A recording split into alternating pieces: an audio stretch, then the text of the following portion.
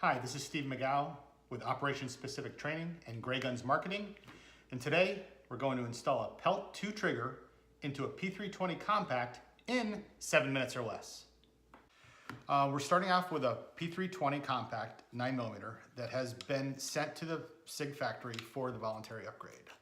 So what we're going to do first is we're going to see what the pull weight is. SIG suggests that the average pull weight is somewhere in the range of 5.5 to 7.5 pounds from the factory, but this particular gun does have probably 1,500 plus rounds through it, so it might be a little bit smoother, but we'll check and see where we're at. Okay, that's just under 6 at 513.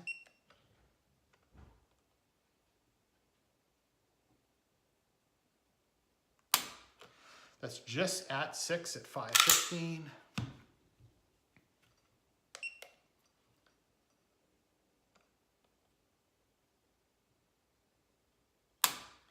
And it's 514. So we're just under 6 pounds with the factory configuration. So after that, what we're going to do is we're going to break down and pull the fire control unit out of the gun.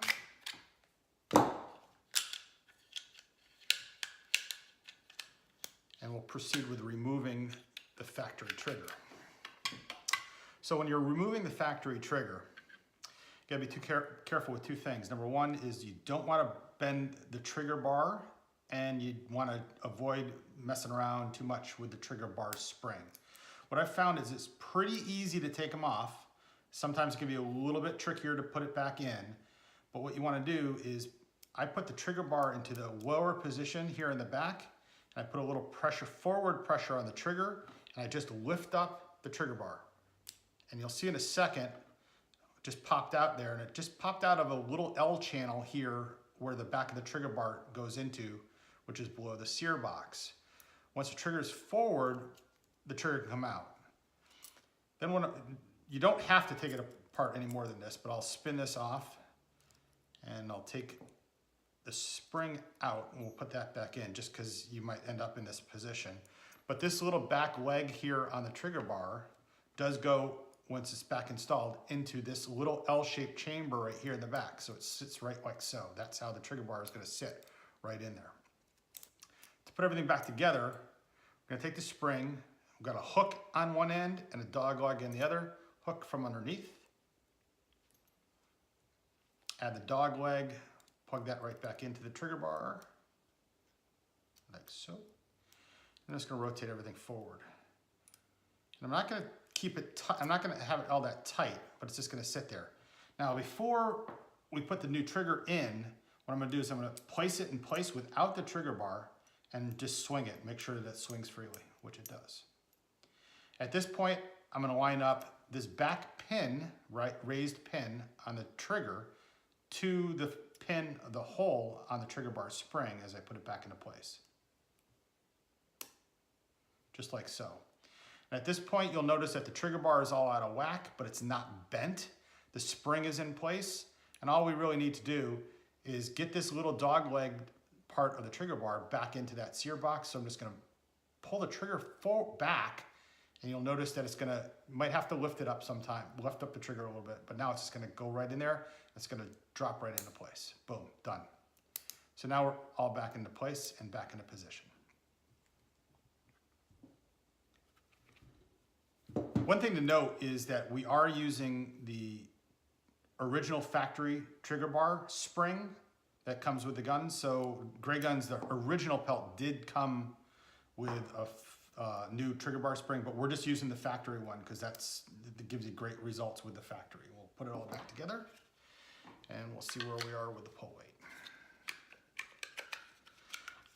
My guess is it should be at, hopefully right about 5 pounds for this particular gun.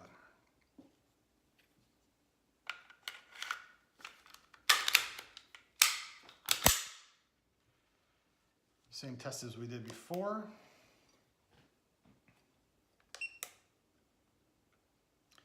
Again, we're testing straight along the frame rails, 4 pounds, 15 ounces. So I'm straight along the frame rails and I'm right at the middle point of the trigger.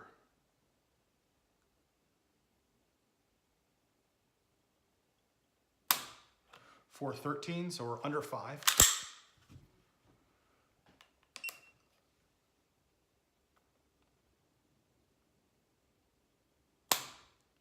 .413 again, so it's a pretty consistent pull. And you can check the reset too. Prep into it. There's enough definitely there that you can prep into, which I like. And then reset. And then again, prep. As a comparison, we have a P320 full-size 9mm that has the Grayguns competition kit in it with a straight trigger along with their competition sear and competition spring setup, and we'll see where that is. Again, straight along the frame rails and right about the middle of the trigger. 313, so it's about a pound less.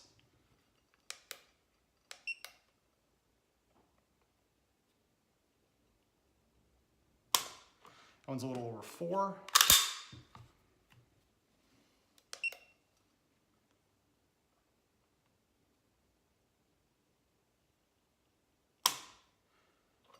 And 3.9. So for more information, you can visit grayguns.com, where you can pick up a straight or a curved version of the PELT2 for about $80.